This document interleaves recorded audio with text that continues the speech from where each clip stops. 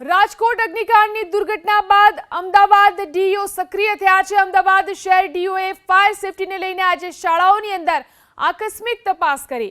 Fire ઓફિસરને સાથે રાખી do કચેરીની team તપાસમાં જોડાઈ।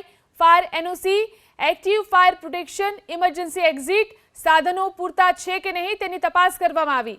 જ્યાં શાળાની અંદર ચાલતી લાપરવાહી સામે આવી, લાખોની ફી વસૂલતી શાળાઓની અંદર વિદ્યાર્થીઓની સુરક્ષાને લઈને બેદરકારી જોવા મળી। સ્કૂલ પરિસરમાં ખુલ્લામાં રબરની શીટ હતી, જો કે અધિકારીઓ પહોંચતા જ તાત્કાલિક રબરની શીટ હટાવવામાં આવી। અમદાવાદ શહેરની ઉદ્ગમ સ્કૂલમાં અમદાવાદ જિલ્લા શહેર શિક્ષણ અધિકારી કચેરીના અધિકારી ઉપરાંત ફાયરના અધિકારી દ્વારા સ્થળ તપાસ કરવામાં આવી રહી છે। આપ જોઈ રહ્યા છો કે ઉદ્ગમ સ્કૂલ છે કે જ્યાં વિદ્યાર્થીઓ માટે એક જોખમને આમંત્રણ આપતું હોય એ પ્રકારની પરિસ્થિતિ જોવા મળી રહી છે। આપ જોઈ રહ્યા છો કે આપ એક થર્મોકોલ પ્રકારની શીટ છે કે જે બાળકોને નીચે એક મેટ તરીકે ઉપયોગ થઈ શકે એ પ્રકારની શીટને ખુલ્લેઆમ અહીંયા રાખવામાં આવી છે। જે કોઈ દુર્ઘટના આગની બને તો એ રાજકોટ જેવી પરિસ્થિતિ સર્જાય તો નવાય નહીં એ પ્રકારની પરિસ્થિતિ હાલ જોવા મળી રહી છે। મારી સાથે ફાયર અધિકારી છે જાડેજા સાહેબ, એમની સાથે વાત કરીએ। સાહેબ, અહીંયા આપણે નિરીક્ષણ કર્યું છે, અત્યાર સુધી કઈ કઈ બાબતોની ખામી જોવા મળી છે અને આજે શીટ છે એ કેટલી જોખમી, કેમ કે ખુલ્લામાં પડેલી છે શાળામાં? 5 જૂન 2024 લોયલા સ્કૂલમાં એક ડીઓ સાહેબ શ્રી દ્વારા એમની ટીમ દ્વારા અને ફાયર ડિપાર્ટમેન્ટની સાથે જોઈન્ટ કોર્ડિનેશન્સમાં એક fire safety awareness drive start કરી હતી કે સ્કૂલમાં કોઈ પણ પ્રકારની આગ લાગે તો એના પહેલાં શું કરવું ને એ દરમિયાન શું કરવી, ફાયર ફાઇટિંગ કેવી રીતે કરવી, ઇમરજન્સી ઇવેક્યુએશન કેવી રીતે કરવું, એની એક અવેરનેસ ડ્રાઈવ કરી હતી। એને ધ્યાનમાં લઈને સેકન્ડ સ્ટેજમાં આજે સરપ્રાઇઝ ફાયર સેફ્ટી ઓડિટમાં ડીઓ સાહેબની ટીમે ફાયર બ્રિગેડની મદદ માગી છે અને એના ઇમ્પ્રુવમેન્ટ સજેશન્સ અમે લોકો આપી રહ્યા છે। ખાસ કરીને કોઈપણ ફાયર ફાઇટિંગ સિસ્ટમની આગળ કોઈ પણ ઓબ્સ્ટ્રક્શન ના હોય તેનું પણ અત્યારે ઓબ્ઝર્વેશન ચાલી રહ્યું છે।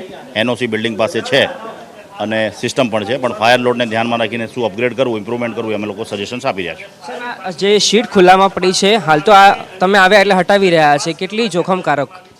એટલે જ્યારે પણ અંધારામાં નાઇટ વિઝનમાં ફાયર એક્સટિંગ્વિશર લાગે ત્યારે ફાયર ફાઇટિંગ પોઈન્ટ્સ આપણે આ બધી વસ્તુઓ કરતા હોઈએ છીએ।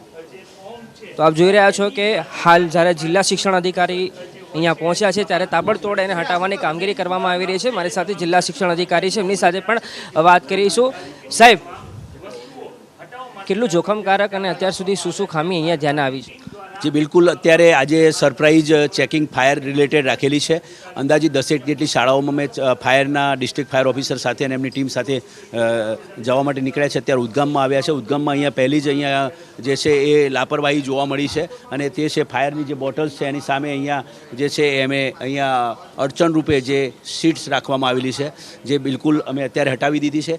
એ ઉપરાંત અમને અહીંયા એડવાઇસ સ્વરૂપે ફાયર એનઓસી છે, ફાયર સેફ્ટી માટે એમના આમ જોવા જઈએ તો જે રીતે પ્રયાસ કરવામાં આવેલો છે, પરંતુ જે લોડ હોવો જોઈએ, બિલ્ડિંગ જેટલું જે પ્રમાણેની બિલ્ડિંગ છે એ પ્રમાણેના ફાયર એક્સટિંગ્વિશર અને જે રીતે બિલ્ડિંગ્સમાં ઇક્વિપમેન્ટ હોવા જોઈએ તેટલા પૂરતા અત્યારે જોવા મળ્યા નથી। એવું વહીવટી જે વિભાગ હતો ત્યાં પણ એક પણ ફાયર એક્સટિંગ્વિશર જોવા નથી મળ્યું?